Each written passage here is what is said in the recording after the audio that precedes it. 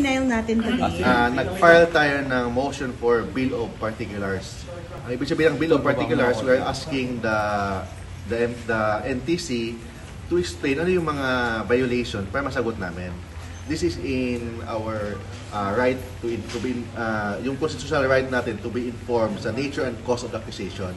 Kasi paano namin masagot yung mga complaint kung hindi namin alam kung ano yung alleged violations. Kasi very general kasi ang sinasabi ng show cause order. So we are asking ano talaga yung specific violations na na-violate namin, allegedly na-violate namin sa Certificate of Public Convenience or yung provisional authority na in-issue ng NTC.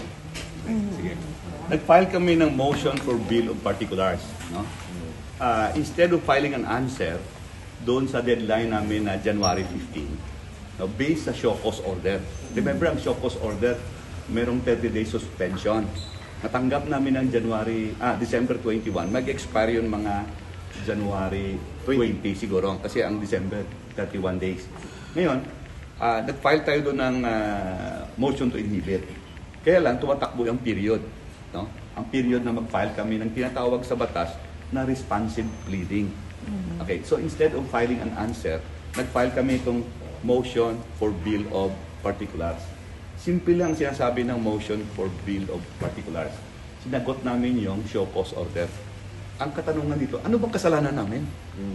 Itanong ba namin kay Madam Auring ito o kay, bago na ngayon, Hans Kua? Kasi hindi namin alam eh. Sabihan nyo kami kung anong kasalanan namin. Yun ang mensahe namin dito, ha? Okay? So, idetalye mo kung anong kasalanan namin. Then we will answer it according sa alleged kasalanan namin. Kasi pag binabasa mo, hindi namin alam kung anong kasalanan namin. Eh.